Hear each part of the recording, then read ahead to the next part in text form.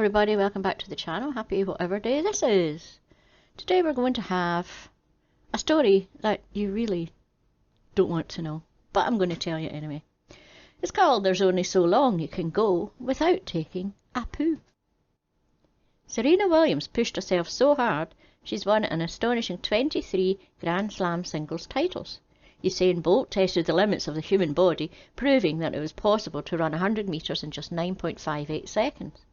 Lamar Chambers went 47 days without taking a poo. On the 17th of January 2018, London-born Lamar was pulled over following a brief car chase. When the police approached the 24-year-old car, he was allegedly seen eating something, which officers thought were drugs, and he claimed it was just some delicious chicken. To be fair, if you've just been in a car chase, you can probably do with a mouthful or two of comfort food. He was placed in a cell with a modified toilet, which is to say you poo into the bowl and have no option to flush. Now, most of you might think game over at this point and confess, yes, okay, I did eat a little bit of cocaine. Not Lamar. There were two things he refused to do, and they were quit and shit. With the dedication and determination of Rocky running up the stairs in Rocky, Chambers decided to hold it in. Cue a montage of him sitting in a cell to Eye of the Tiger, but instead of punching some meat, he's trying not to strain. Lamar held it in for 15 days before the police started tweeting about his bowel movements, drawing huge attention from the press and adding pressure to an already quite pressured situation.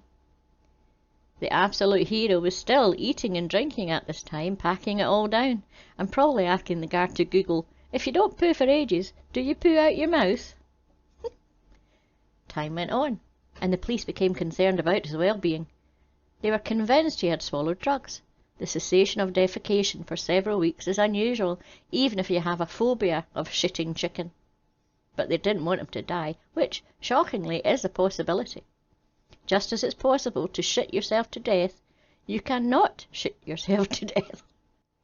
One man in Australia in 2018, for instance, lost all feeling in his legs and nearly died, courtesy of a gigantic poo that had been building up inside him over the course of several weeks.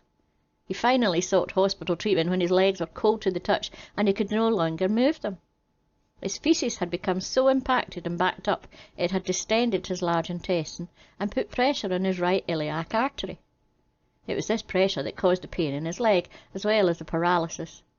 They had to perform surgery to remove the poo, but it was still 13 days before he could walk again. He was actually lucky. In 2015, a teenage girl with a phobia of toilets died after holding in a bowel movement for 8 weeks. The build-up led to her chest cavity becoming compressed, and eventually she died of a heart attack. The record for not doing a number 2 in police custody was 33 days before Lamar went in.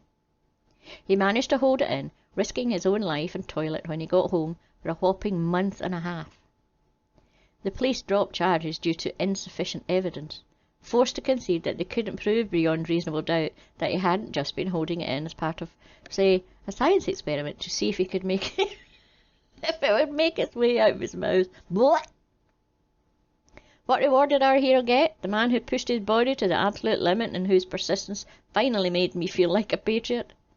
After being released and taken to the hospital and treated for his impacted faeces, he was immediately rearrested on suspicion of being involved in the supply of Class A drug.